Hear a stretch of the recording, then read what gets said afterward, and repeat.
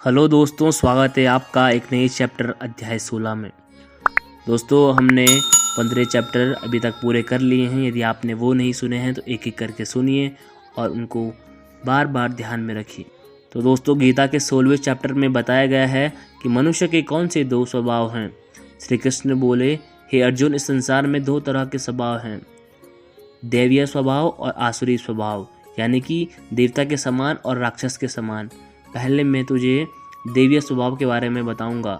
कभी भय ना करना, अपने मन को शुद्ध रखना, हमेशा परमात्मा को ही याद करना, इंद्रियों को वश में रखना, धर्म ग्रंथों का पाठ करना, किसी भी जीव को कष्ट नहीं देना, हर तरह के भाव में सम रहना, हर जीव आत्मा को बराबर समझना, कभी क्रोध और मोह न करना, क्षमा करना, धैर्य करना और यहाँ तक कि अपने ही गुणों का भी अभिमान नहीं करना दैवीय स्वभाव है। अब मैं तुझे यहीं पर असुरी स्वभाव बताऊंगा। घमंड, क्रोध, सांसारिक आसक्ति, नफरत, अज्ञान, वासना, आशाएं आदि करना और शरीर को इंद्रियों के वश में रखना आसुरी स्वभाव है। आसुरी स्वभाव वाले ना तो समान से बात करते हैं और ना ही सत्य बोलते हैं।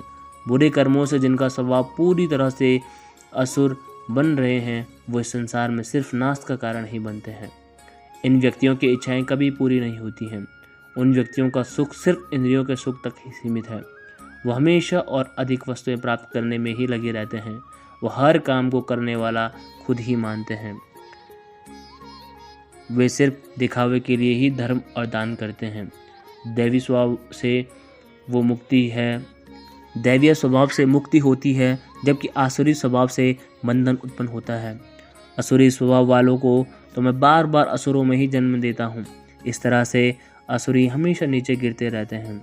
हे अर्जुन, काम, क्रोध और लोभ ही नरक के 3 द्वार हैं, इसलिए इनको जितना जल्दी हो छोड़ देना चाहिए। जो भी मनुष्य इन तीनों नरक के द्वारों को छोड़ देता है, वह तो फिर मेरे ही आश्रय में आता है। इसलिए अर्जुन, तू शास्त्रों सहित इस दैवी स्वभाव को प्राप्त करके आगे बढ़ते जा। तो दोस्तों, इस चैप्टर का मीनिंग तो आपको आसानी में समझ में आ गया होगा।